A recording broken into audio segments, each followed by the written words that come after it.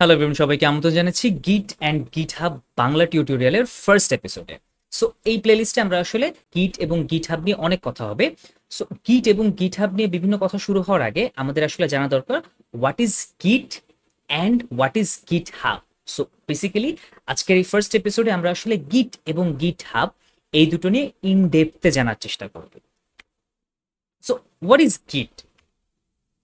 First of all, গিট বুঝতে গিয়ে আমরা আসলে একটু প্রবলেম সিনারিও নিয়ে চিন্তা করি, আসলে কেন গিট এলো।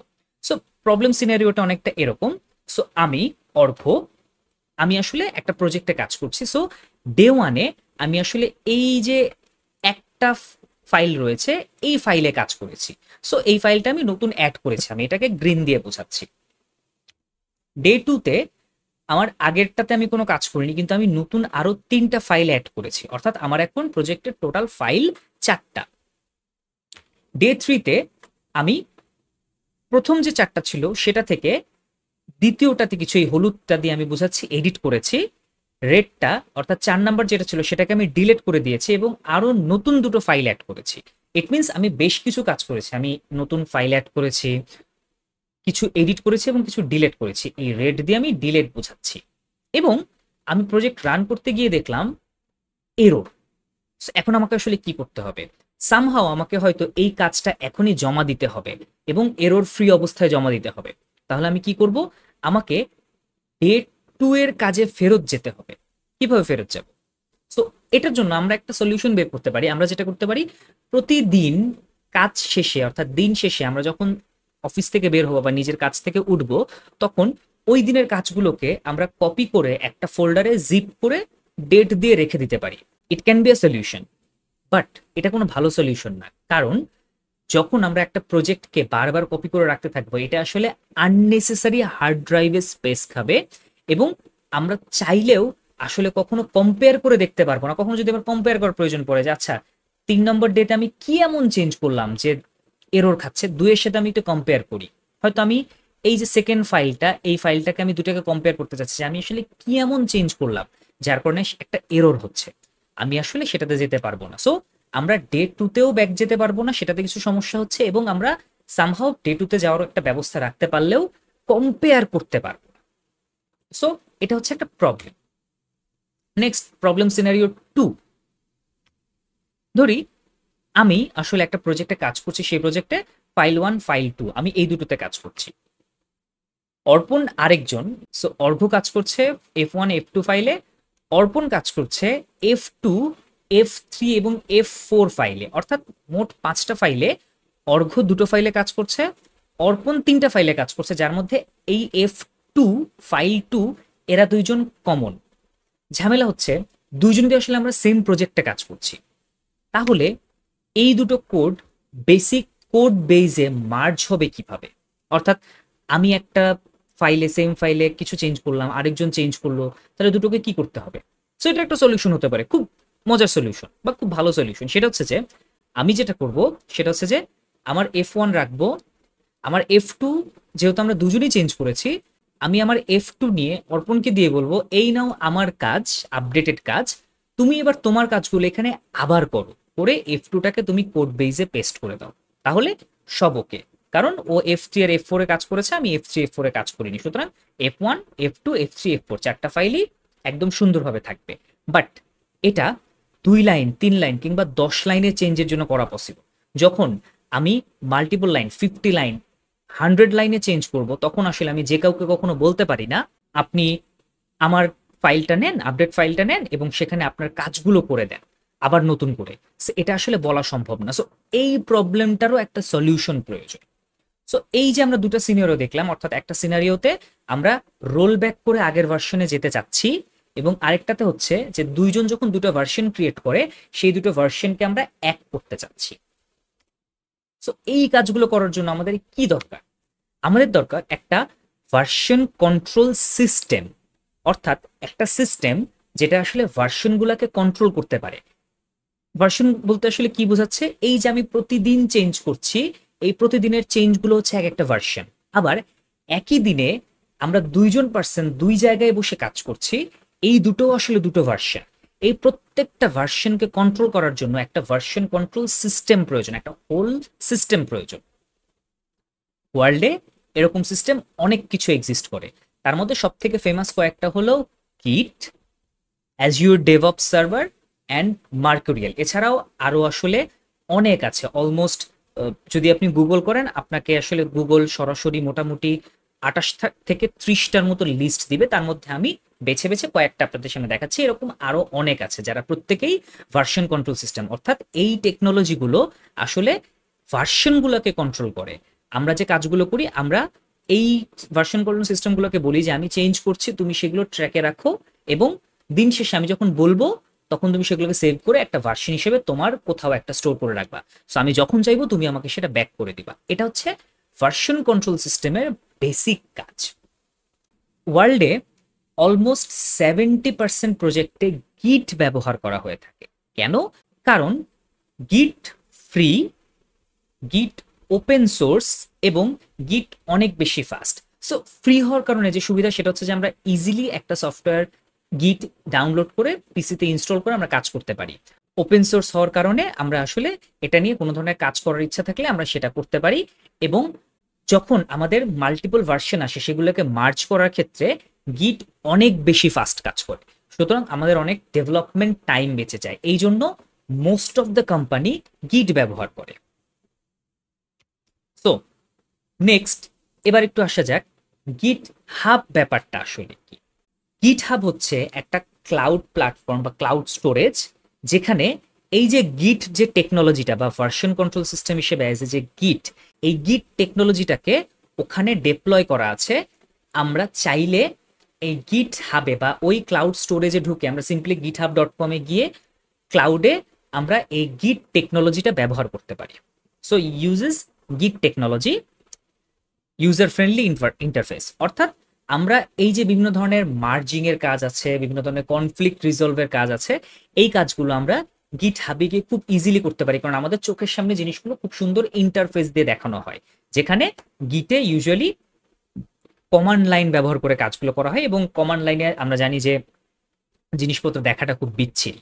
সো গিট এবং গিট হাবের মধ্যে যদি বেসিক পার্থক্য বলতে বলা হয় তাহলে এক কথায় বলতে হবে গিট হচ্ছে একটা টেকনোলজি বা গিট হচ্ছে একটা সিস্টেম, যে সিস্টেমটা দুটো ফাইল, কোনো ফাইলে চেঞ্জ হলে সেই চেঞ্জগুলো ট্র্যাক করতে পারে এবং ডিফারেন্ট ফাইলকে মার্জ করতে পারে। আর গিট হাব হলো সোজা কথায় একটা স্টোরেজ, আমরা যেমন গুগল ড্রাইভে কিছু ডেটা রাখি তেমনি গিটকে বলি বিভিন্ন ফাইলের ট্র্যাক রাখতে। এই জিনিসগুলোকে আমি ক্লাউডে পাঠানোর দরকার পড়লে গিট হাব ব্যবহার করি। ওকে, সো এটা থেকে আমরা খুব ইজিলি বুঝতে পারবো এই ফিগারটা থেকে, অর্থাৎ দেখুন এখানে এই যে বাম পাশের যে পার্সেন্টটা, এই পার্সেন্টটা তার কোডটাকে গিট হাবে পাঠাচ্ছে, অর্থাৎ ক্লাউডে পাঠাচ্ছে, এবং তার যখন দরকার সে সেখান থেকে আবার নিয়ে নিতে পারছে। একইভাবে রাইট সাইডে যে পার্সেন্টটা আছে সেও একই কাজ করতে পারছে। সুবিধা কি হচ্ছে, আমি যে ডেটাটা বা আমি যে কোডটা গিট হাবে ক্লাউডে পুশ করছি, সেই ডেটাটা অন্য একজন অন্য প্লেসে বসে খুব ইজিলি নিয়ে নিতে পারছে এবং নিজের সাথে মার্জ করে আবার নতুন কোডটা সে পুশ করতে পারছে, সেই কোডটাকে আমি আবার নিতে পারছি। অর্থাৎ গিটহাব হচ্ছে এই পুরো জিনিসটার মাঝখানে আসলে একটা ক্লাউড স্টোরেজ, যে স্টোরেজটা আসলে মাল্টিপল পার্সনকে ডিফারেন্ট প্লেসে বসে বসে একটা কাজ করার সুযোগ করে দেয়। অর্থাৎ আমি এখানে বসে আছি এবং আপনি হয়তো আমার থেকে কয়েকশো কিলোমিটার দূরে আছেন, সেখানে বসে খুব ইজিলি আমার কোডটাকে আপনি জাস্ট একটা কমান্ডের মাধ্যমে আপনার কম্পিউটারে নিয়ে নিতে পারবে। সো এই সুবিধাটা আমাদেরকে দেয় এই গিট হাব। গিট এবং গিট হাবের আসলে ওয়ার্ক ফ্লোটা আমাদের বোঝা খুব বেশি প্রয়োজন। ফার্স্ট অফ অল আমাদেরকে বুঝতে হবে যে গিট নিয়ে আমরা যখন কাজ করব আমরা চারটা জিনিস বারবার শুনবো। First of all current directory, then staging area, then local repo বা local repository, and remote repo বা রিমোট রিপোজিটরি। সো কোনটা আসলে কি? কারেন্ট ডিরেক্টরি বলতে বোঝায় আমি এখন যে ফোল্ডারে কাজ করছি, অর্থাৎ আমি যে আমার প্রজেক্টটা আছে সেই প্রজেক্টটা আমি যে ফোল্ডারে রেখেছি সেটা হচ্ছে আমার কারেন্ট ডিরেক্টরি, বা আরো ভালোভাবে বলতে গেলে আমি এখন ওই ফোল্ডারে ওই প্রজেক্টটার যে ভার্সনটা নিয়ে কাজ করছি, ধরুন আজকে জুনের 1 তারিখ। সো জুনের 1 তারিখে আমি আসলে যে কাজগুলো করছি যে ব্রাঞ্চটা নিয়ে, সো ব্রাঞ্চ কি জিনিস, ব্রাঞ্চ ধরে নেই সিম্পলি একটা প্রজেক্টের একটা কপি। সো ব্রাঞ্চ নিয়ে আমরা আরো ডিটেলে বুঝবো। সো একটা প্রজেক্টের একটা কপি। সো আমি এখন যে কপিটা নিয়ে কাজ করছি সেটা হচ্ছে আমার এখন current directory. Staging area, staging এরিয়াটা কি? কারেন্ট ডিরেক্টরিতে আমরা যখন কিছু কাজ করি, কাজ করার পরে সেই কাজগুলোকে আমি স্টেজিং এরিয়াতে রেখে দিতে পারি। এই স্টেজিং এরিয়াটা সাধারণত আমরা দেখতে পাই না। আমরা যেটা করি, কারেন্ট ডিরেক্টরি থেকে স্টেজিং এরিয়াতে রেখে দিই। এই স্টেজিং এরিয়াটা মেনটেন করার কাজ করে গিট নিজেই।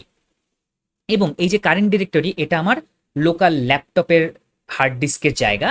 স্টেজিং এরিয়াটাও আমার ল্যাপটপে বা আমার পিসিতে আছে, পার্সোনাল ডেস্কটপে আছে। পরবর্তীতে হচ্ছে লোকাল রিপোজিটরি। সো লোকাল রিপোজিটরিটা হচ্ছে যে আমি গিট ব্যবহার করে আমার যে মেইন প্রজেক্ট আছে যেটা আসলে ক্লাউডে আছে, সেখান থেকে আমি ওটার একটা কপি যখন আমার পিসিতে নিয়ে আসি, ওই কপিটাকে বলা হয় লোকাল রিপোজিটরি। এবং রিমোট রিপোজিটরিটা আসলে কি? রিমোট রিপোজিটরি হচ্ছে যে ওই যে আমার গিট হাবে ক্লাউডে যে রিপোজিটরিটা আছে, রিপোজিটরি বলতে আসলে কিছুই না, একটা ফোল্ডার ধরে নেই যে ফোল্ডারে আমার প্রজেক্টটা আছে। সো সেটি হচ্ছে একটা রিপোজিটরি যেখানে আমি আমার প্রজেক্টটাকে রাখি।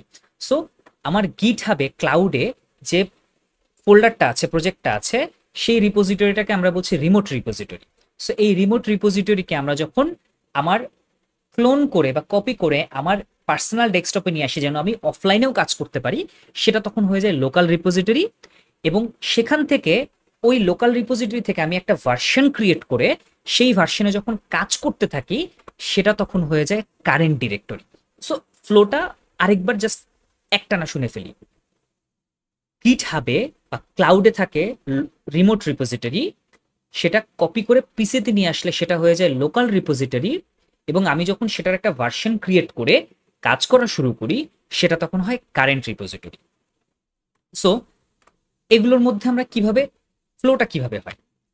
কারেন্ট রিপোজিটরি থেকে আমরা যখন অ্যাড কমান্ড দেই, সে তখন আমি যে একটু আগে যে চেঞ্জগুলো করলাম সেই চেঞ্জগুলোকে সে স্টেজিং এরিয়াতে নিয়ে যায়। আমরা গিট অ্যাড দিলে সে স্টেজিং এরিয়াতে আমার চেঞ্জগুলোকে অ্যাড করলো। পরবর্তীতে স্টেজিং এ থাকা অবস্থায় আমি যদি কমিট দেই, কমিট বলতে বেসিক্যালি ধরে নেই এটা একটা সেভ। আমরা যেমন কন্ট্রোল এস দিয়ে সেভ করি, তেমনি গিটকে কমিট এই কিওয়ার্ডটা দিতে হয়, তাহলে সে বোঝে আমাকে এখন ডেটাটাকে সেভ করতে হবে। সে তখন কি করে, এই যে স্টেজিং এরিয়া আছে, এই স্টেজিং এরিয়াতে একটু আগে যে ডেটাটাকে রাখা হয়েছে সেই ডেটাটাকে সে লোকাল রিপোজিটরিতে নিয়ে যায়। অর্থাৎ আমার হার্ড ডিস্কের একটা পোর্শন যেটা আসলে রিমোট রিপোজিটরির সাথে কানেক্টেড, অর্থাৎ গিট হাবের ওই ক্লাউডের সাথে কানেক্টেড। বাই দ্য ওয়ে, আমি বারবার গিট হাব বলছি, কিন্তু গিট হাব ছাড়াও আসলে আরো অনেক এরকম ক্লাউড সার্ভিস আছে, বাট যেহেতু আমরা এখানে গিট হাব নিয়ে কথা বলছি তাই আমার গিট হাব ওয়ার্ডটা বারবার চলে আসছে।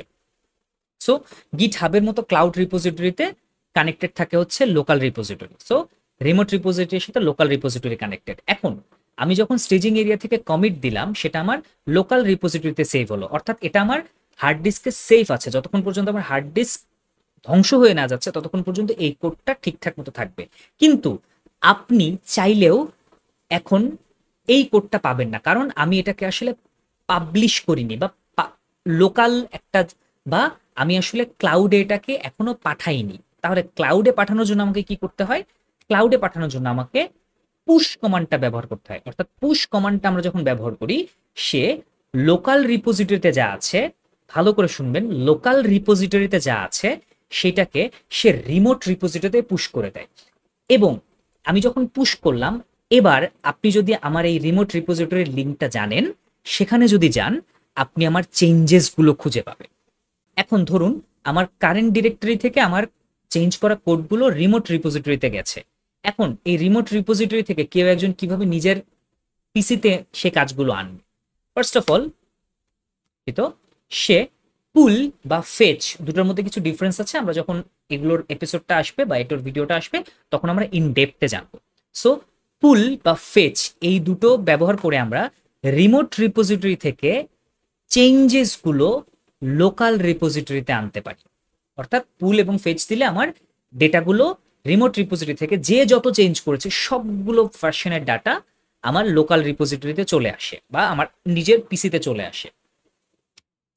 দেন আমি যখন লোকাল রিপোজিটরি থেকে চেক আউট বা মার্জ দেই, এই দুটো আসলে ডিফারেন্ট জিনিস। আমরা দুটো নিয়েও ইনডেপথে দেখবো। সো আমরা যখন চেক আউট বা মার্জ দেই, তখন এই লোকাল রিপোজিটরি থেকে ডেটাটা আমার কারেন্ট ডিরেক্টরিতে চলে আসে এবং আমি সেটার উপরে আবার কাজ করব, আবার অ্যাড করে স্টেজিং এ দিব, স্টেজিং থেকে কমিট করে লোকাল রিপোতে দিব, লোকাল রিপো থেকে পুশ করে রিমোট রিপোজিটরি দিব এবং সেখান থেকে আবার পুল ফেচ করব, চেক আউট মার্চ করব, আবার অ্যাড।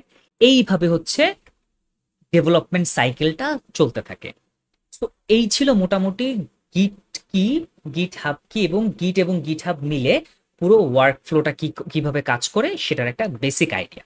সো নেক্সট এপিসোডে আমরা দেখব কিভাবে গিট ডাউনলোড করতে হয় এবং গিট কনফিগার করতে হয়। সে পর্যন্ত ভালো থাকবেন, ধন্যবাদ।